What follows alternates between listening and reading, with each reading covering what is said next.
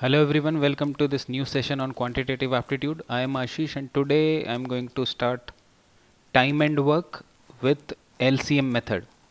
This method will be very useful while solving the questions on time and work. तो आज के session के बाद आपको एक बिगिनर्स लेवल की अंडरस्टैंडिंग हो जाएगी how to solve the questions of time and work. So let's start by solving the questions. So this is the first question on your screen. A person can complete a task in 60 hours. His counterpart can complete the same task in 90 hours. How many hours will it take to complete the task if both of them work together? सबसे easy और सबसे basic question है time and work का. तो understanding build करने के लिए हम यहाँ से स्टार्ट करते हैं, फिर एक्चुअल एग्जाम क्वेश्चंस पे हम जाएंगे. तो आपसे कहा गया है कि one person can complete the task in 60 hours and another can complete the task in 90 hours. तो पहले इसको कन्वेंशनल वे में सॉल्व करते हैं. उसमें एक प्रॉपर्टी होती है कि अगर पूरा काम n आवर्स का है तो 1 घंटे का काम होगा 1/n. So that is the property that we usually use in the questions of time and work. तो अगर दो इंसान मान लेते हैं ए और बी हैं, A can complete the task in 60 hours, तो ए का 1 घंटे का काम कितना होगा? A is 1 hour work, that will be 1/60. Similarly B can complete in 90 hours, तो B का 1 घंटे का काम कितना होगा? 1/90. अब वो कह रहा है कि दोनों एक साथ काम कर रहे हैं, both of them work together, तो यानी A प्लस बी मिल के 1 घंटे में कितना काम कर लेंगे? A plus B is 1 hour work is 1/60 plus 1/90. LCM आ जाएगा 180, that will be 3 + 2, that is 5/180, that means 1/36.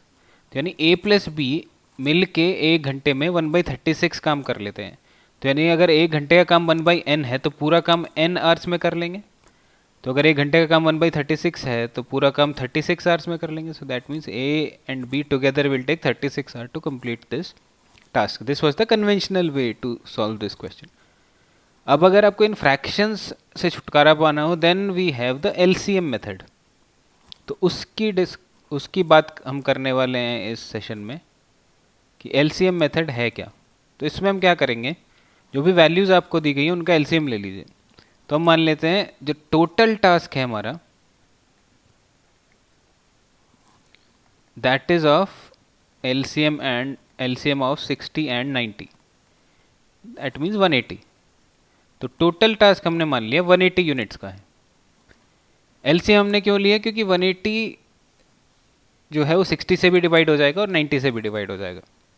तो हमने मान लिया टोटल टास्क था 180 यूनिट्स का. इसको आप कुछ और भी ले सकते हैं, लेकिन LCM लेने से फ़ायदा ये होता है कि आपके फ्रैक्शंस में नंबर्स नहीं आते.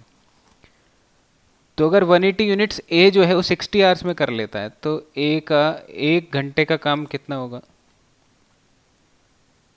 180 यूनिट्स इन 60 आवर्स, तो 1 घंटे में 180/60, that means 3 units. Similarly B जो है वो पूरा काम 180 यूनिट 90 घंटे में कर लेता, तो इसका 1 घंटे का काम कितना होगा? 180/90, दैट मीन्स 2 यूनिट्स. अब अगर दोनों मिल जाएंगे A और B, if they work together, तो दोनों का 1 घंटे का काम कितना होगा मिल के? 3 + 2 5 यूनिट्स. तो if they can complete 5 units in 1 hour, तो 180 यूनिट्स यानी पूरा काम कितने दिन में कर लेंगे, कितने आवर्स में कर लेंगे? That means 180/5, that means 36 hours. तो सिंपली बिना फ्रैक्शंस के भी आप ये क्वेश्चन सॉल्व कर सकते हैं simply by using LCM method. तो सबसे पहले हमने क्या किया, पूरा काम हमने मान लिया 180 यूनिट्स का था. क्योंकि A 60 आवर्स में कर लेता है पूरा काम, तो उसको 3 यूनिट्स लगेंगे, 3 यूनिट्स काम कर लेगा 1 घंटे में. B जो है 90 आवर्स में कर लेता है तो वो 1 घंटे में 2 यूनिट कर लेगा. दोनों अगर मिल जाएंगे तो दोनों 5 यूनिट कर लेंगे, 3 + 2. तो अगर 5 यूनिट होते हैं 1 घंटे में तो 180 यूनिट कितने घंटे में हो गए वो हमने निकाल लिया. So that is how you can solve question using LCM method. अब इसी क्वेश्चन को थोड़ा और एक्सटेंड कर देते हैं. हम मान लेते हैं A can complete the task in 60 hours, B can complete the task in 90 hours, C भी आ गया अब C can complete the same task in let's say 180 hours. तो अगर तीनों मिल जाएंगे तो कितना टाइम लगेगा? If all of them work together how much time will they take?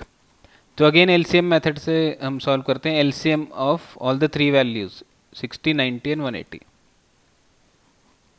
तो ये again it will come out to be 180। तो हम मान लेते हैं टोटल टास्क हमारा है 180 यूनिट्स का। तो अगर ए 60 आवर्स में कर लेता है पूरा काम, तो ए का 1 घंटे का काम कितना होगा? 3 यूनिट्स। बी अगर 90 आवर्स में 180 यूनिट्स करता है तो बी का 1 घंटे का काम होगा 2 यूनिट। सी अगर 180 आवर्स 180 यूनिट्स करता है तो सी का 1 घंटे का काम होगा 1 यूनिट। तो अगर तीनों मिल जाएंगे ए प्लस बी प्लस सी, तो तीनों मिल के कर लेंगे 3 + 2 + 1 6 units in 1 our.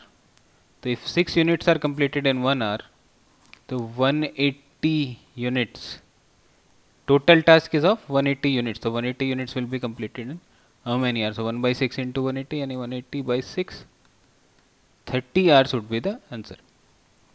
So that is how very easily you can solve questions by using LCM method. I hope आपको ये clear हो गया होगा. Now let's apply this same method in actual CAT question. So this was the question asked in one of the CAT exam. इसके अलावा भी कई exams में ऐसे क्वेश्चन आ जाते हैं। Tap A can fill a tank in 60 hours, tap B can empty the same tank in 90 hours. तो यहाँ पे एक टैप जो है वो फिल कर रहा है और दूसरा टैप जो है उसको खाली कर रहा है। How many hours will it take to completely fill the empty tank if both the taps work together? तो सिमिलर क्वेश्चन है पिछले क्वेश्चन जैसा, बट इसमें एक जो है वो फिल करने वाला टैप है, दूसरा खाली करने वाला टैप। तो अगर पूरा खाली टैंक है उसको कम्प्लीटली फिल करने में कितना टाइम लगेगा अगर दोनों टैप एक साथ काम करें? तो सिमिलरली आप वही करिए, एलसीएम ले लीजिए 60 और 90 का। तो अगेन इट इज़ 180 यूनिट्स। तो हम मान लेते टैंक की कैपेसिटी है 180 यूनिट्स की। तो टैप ए उसको 60 घंटे में फिल कर देता है, यानी tap A can complete 3 units per hour. Tap B उसको 90 आवर्स में खाली कर देता है, that mean tap B can empty 2 units per hour. अब इसने 3 यूनिट भर दिए, उसने 2 यूनिट निकाल दिए, तो इफेक्टिवली 1 घंटे में कितना आया? 1 यूनिट। तो effective work is 1 unit per hour when both the taps are working together. क्योंकि एक ने पानी भरा 3 यूनिट, दूसरे ने 2 यूनिट निकाल दिया, तो यानी इफेक्टिवली 1 घंटे में 1 यूनिट भरी जाती है। तो अगर 1 घंटे में 1 यूनिट भरी जाती है तो 180 यूनिट कितनी देर में भरी जाएगी? So 180 units will be filled in 180 hours, क्योंकि 1 यूनिट पर आवर का रेट है। So by doing minimal calculations you can solve such kind of question. Let's solve another CAT question. So this question was asked in CAT 2017. So it says a person can complete a job in 120 days. He works alone on day 1. On day 2 he is joined by another person who can complete the job in exactly 120 days. On day 3 they are joined by another person of equal efficiency. Like this every day new person with the same efficiency joins the work. How many days are required to complete the job? अब इसमें क्या है, सारे इंसान equal efficiency के हैं which is 120 days.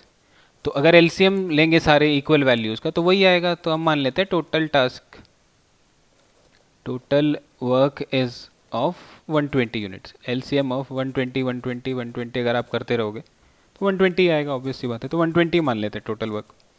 That means every person can complete 1 unit per day, because he can complete 120 units in 120 days. So day 1 पे एक आदमी था तो 1 यूनिट कंप्लीट हो जाएगी। डे 2 पे एक और आदमी आ जाएगा, वो भी 1 यूनिट कर लेता है, पहला आदमी भी 1 यूनिट करता था, 2 यूनिट हो जाएंगी। डे 3 पे 3 ऐसे लोग हो जाएंगे जो 1 यूनिट कंप्लीट करते हैं, तो टोटल 3 यूनिट डे 3 पे कंप्लीट हो जाएंगी। ऐसे ऐसे करते करते वो कह रहा है कि कब तक काम खत्म हो जाएगा। लेट्स से nth डे पे काम खत्म हो जाएगा, तो nth डे पे n आदमी हो जाएंगे तो n यूनिट्स कंप्लीट हो जाएंगी।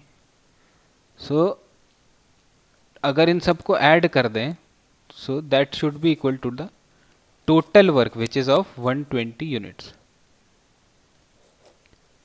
1 से लेके n तक का सम होता है n into n plus one by two. That is the formula. That should be equal to 120. Or we can say n into n plus 1 equals to 240. या तो इसको आप एक्सपेंड करके क्वाड्रेटिक इक्वेशन बना के उसके रूट्स निकाल लीजिए, n की वैल्यू आ जाएगी. और you can simply put the options. आपसे पूछा गया है कितने दिन लगेंगे, हमने माना था n डेज लगेंगे, तो n की वैल्यू सबसे पहले ऑप्शन में 15. Put n equals to 15, check whether left hand side is equal to right hand side.